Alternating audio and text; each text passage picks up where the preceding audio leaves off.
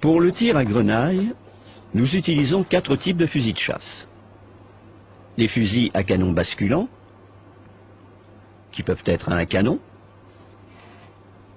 à 2 canons juxtaposés, à 2 canons superposés, avec chien apparent ou sans chien apparent. Les fusils à canon fixe à rechargement semi-automatique, dit improprement automatique, pour lesquels la législation impose de ne pas tirer plus de 3 cartouches sans recharger. La crosse du fusil est normalement en bois, et elle peut être anglaise, pistolet ou demi-pistolet.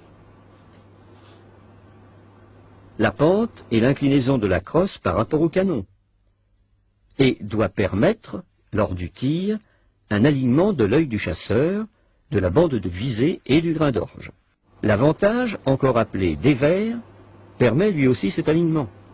Il change suivant que l'on est droitier ou gaucher. La longueur de la crosse, l'importance de la pente et du dévers peuvent être modifiées par un armurier pour être adaptés à la morphologie du chasseur. Les canons en acier doux ont une longueur moyenne de 70 cm. La chambre accueille la cartouche.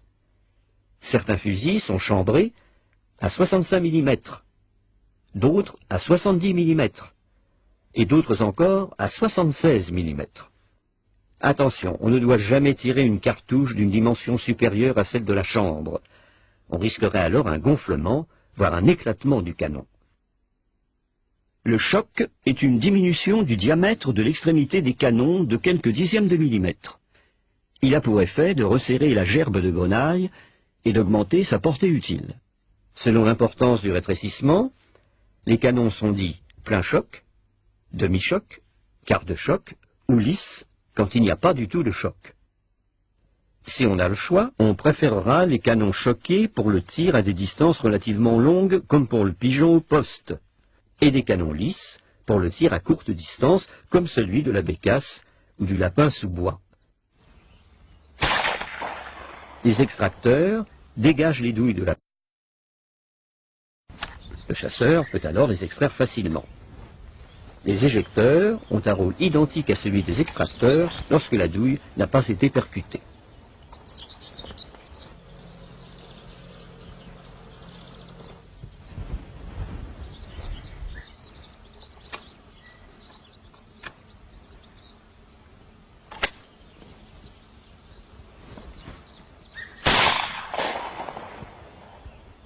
Si une douille a été percutée, dès l'ouverture du fusil, l'éjecteur l'expulsera hors de la chambre. Le chasseur doit alors se baisser et la ramasser, par respect pour l'environnement, les autres chasseurs et les autres utilisateurs de la nature. Lorsque le chasseur appuie sur la queue de détente, la détente pivote et libère la gâchette, qui libère le chien ou percuteur, qui va percuter l'amorce de la cartouche.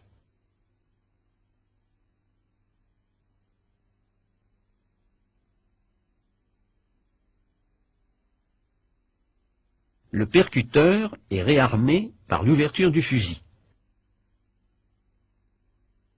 Sur la plupart des fusils, le système de sûreté, aussi appelé cran de sécurité, ne bloque que la détente et pas le percuteur. En cas de choc, et même si la sûreté est mise, le coup peut partir. C'est une fausse sécurité. On ne doit pas l'utiliser. Les calibres les plus fréquemment utilisés pour le tir à grenaille sont le calibre 12, le calibre 16 et le calibre 20.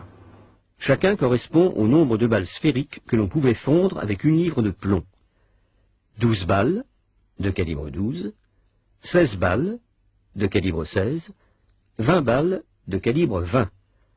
Le calibre 12 est donc plus gros que le calibre 16, qui est lui-même plus gros que le calibre 20. Les éléments essentiels d'une cartouche sont l'amorce, qui au percutage produit une étincelle.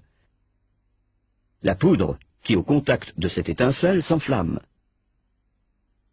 La bourre, qui transmet la poussée créée par la combustion de la poudre, et de substitution. Le calibre de la cartouche doit correspondre à celui du fusil. En introduisant une cartouche d'un calibre inférieur à celui du fusil, on risque l'accident. La cartouche, quel que soit son calibre, peut avoir une longueur de 65 mm, 70 mm ou 76 mm pour la cartouche dite Magnum.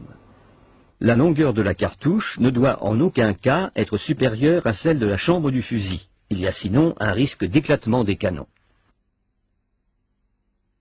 Les grenailles sont de différentes tailles, mais à l'intérieur d'une cartouche, les grains sont généralement de la même grosseur.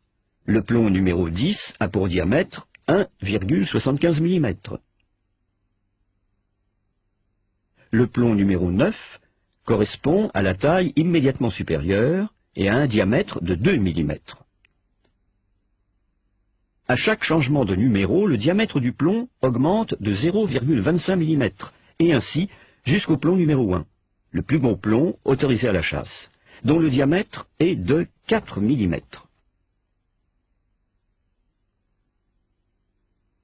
Les plombs, quelle que soit leur grosseur, ont à la sortie du canon la même vitesse initiale proche de 400 mètres par seconde.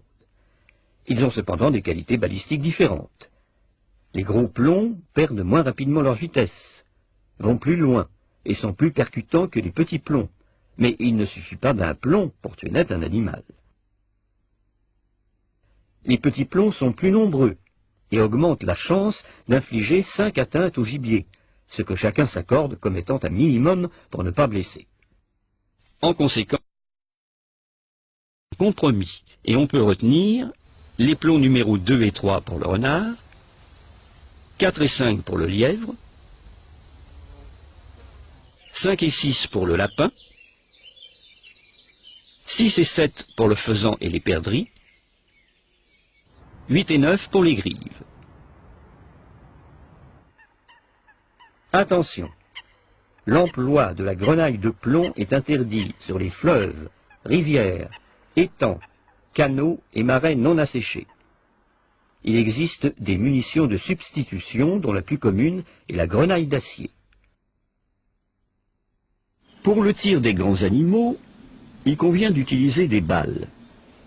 Le tir à balles est obligatoire pour le sanglier, le cerf, le daim, le chamois, l'isard et le mouflon. Il est obligatoire pour le chevreuil dans de nombreux départements. La portée maximale est la distance la plus longue à laquelle les plombs peuvent retomber. On la détermine en multipliant par 80 le diamètre du plomb exprimé en millimètres et en exprimant le résultat en mètres. Ainsi, le plomb numéro 1 a un diamètre de 4 mm. 4 multiplié par 80 égale 320. Le plomb numéro 1 peut retomber à 320 mètres.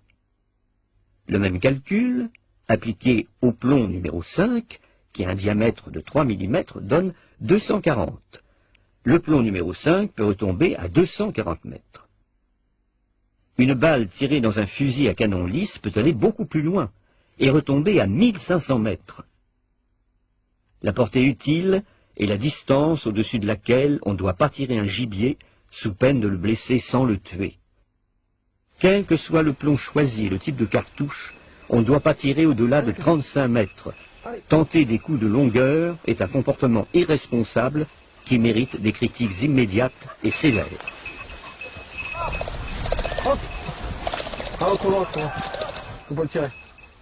Avant de tirer, le chasseur doit s'assurer que les conditions de sécurité sont réunies, que le gibier n'est pas trop loin et que le numéro de plomb est bien adapté.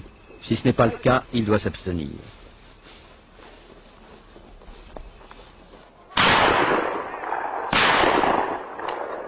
Les balles tirées dans les fusils à canon lisse sont peu précises et leur comportement varie beaucoup d'un fusil à l'autre.